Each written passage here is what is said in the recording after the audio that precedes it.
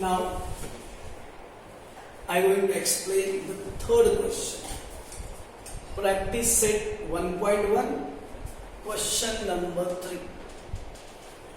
In the textbook, figure is given. You can see here, I have drawn in this board. And what is the given information in the figure? Say, PS is perpendicular to RQ. बघा काय दिलेलं आहे? PS is perpendicular to RQ. You can extend this one. ही जी PS RQ वर perpendicular म्हणजे लंब आहे. अजून एक इन्फॉर्मेशन आहे. QT is perpendicular on PR. म्हणजे QT ही जी आहे ही पण PR वर लंब 90 डिग्री अँगल आहे बघा. परपेंडिक्युलर आहे. And some sides are given.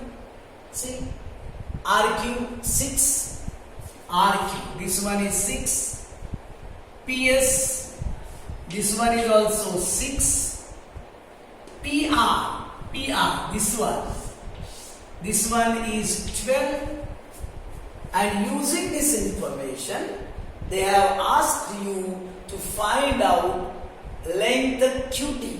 आपल्या QT ची व्हॅल्यू काढायची आहे. हे बघा QT इथे आहे. पुन्हा बघा क्वेश्चन करतो.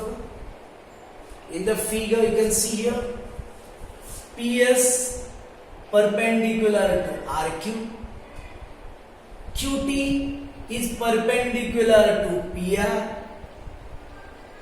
RQ is 6, PS is 6, PR is 12, and you have to find out QT. Marathi मध्ये बघा डायग्राम मध्ये PS हा RQ ला लंब आहे, QT हा PR ला लंब आहे, RQ 6 दिलेला आहे, PS पण 6 दिलेला आहे, PR हे जे डिस्टन्स आहे 12 आहे आणि आपल्याला फाइंड आउट करायचं आहे QT. कदाचित क्वेश्चन कळला असेल. आता आपण कसं सॉल्व्ह करतोय बघा. You can see here, I have drawn this triangle 2 times. You can see here, triangle PQR. Triangle PQR. See, you can see QT is perpendicular to PR. It means you can take this one as base and this one is height. बघा लक्षात येतं का? हा जर triangle मी separate diagram काढली बघा. Triangle PQR दिसतो तुम्हाला. या PQR मध्ये QT हा PR वर परपेंडिक्युलर काढलेला आहे. म्हणजे आपण याला जर आपण बेस म्हणजे पाया म्हटलं तर हा परपेंडिक्युलर असल्यामुळे ती काय होऊ शकते? हाईट होऊ शकते बघा. हा जर बेस झाला तर ही काय होईल? हाईट होईल. असं समजून आपण घेतलंय बघा. इथे बघा area of triangle PQR. Area म्हणजे क्षेत्रफळ. Area of triangle PQR is equal to half into base into height. मराठीमध्ये 1/2 गुणिले पाया गुणिले उंची. हाफ. मला सांगा इथे आपण बेस कोणता घेणार आहोत? हा बेस आहे. हा बेस कारण ज्याच्यावर परपेंडिक्युलर काढलेला तो बेस असणार आहे आणि ही हाईट घेणार म्हणजे बेस कोणता होणार बघा? PR आणि हाईट कोणती होणार आहे?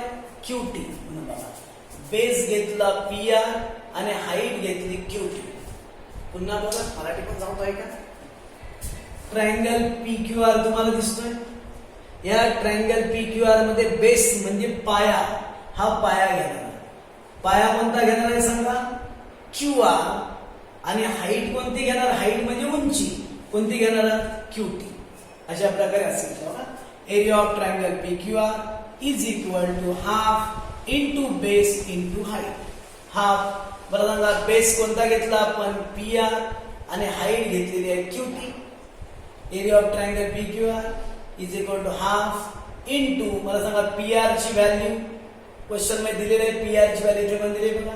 पीआर ची व्हॅल्यू आहे 12 इंटू क्यूटी. आपण याला फर्स्ट नंबर देऊ, नंबर 1. आता हाच ट्रायंगल मी बाजूला पुन्हा एकदा ट्रायंगल काढा. ट्रायंगल पीक्यूआर तुम्हाला दिसतोय. आता फक्त बेस आणि हाईट चेंज करायची. मगाशी आपण बेस हा घेतला, पीआर घेतला आणि हाईट ही घेतली. आता तोच ट्रायंगल आहे, फक्त बेस आणि हाईट चेंज करायची.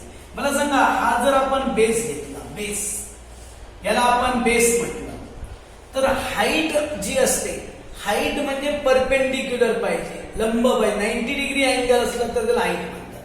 म्हणजे हाईट पीक्यू ही हाईट होऊ शकत नाही. मग हाईट कोणती होणार आहे?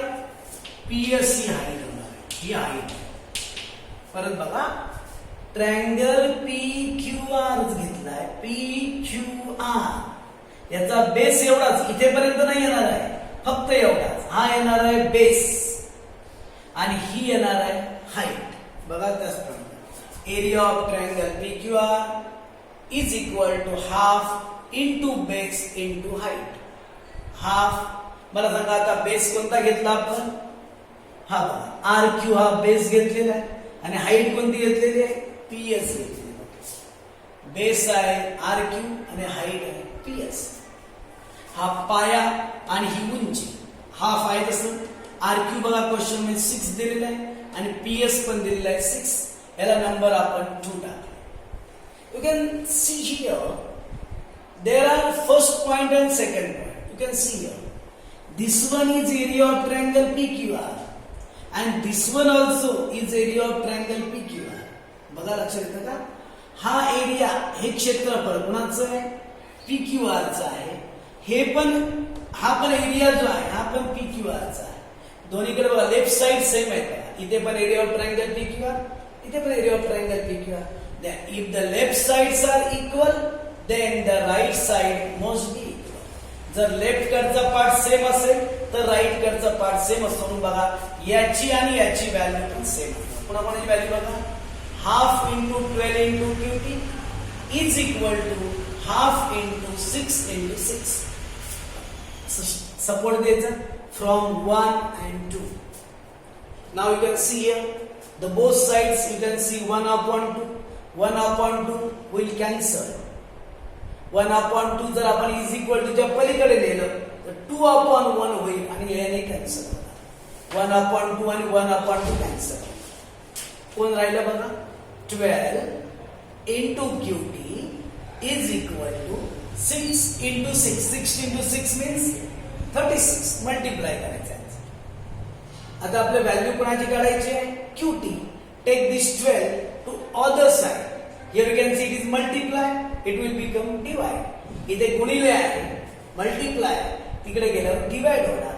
12 ने 36 ला डिवाइड करा. 12 1 जा 12, 12 3 जा 36. That's why QT is equal to 3. In this way we have find out value of QT. Here you can see here, see, I have taken PQR 2 times.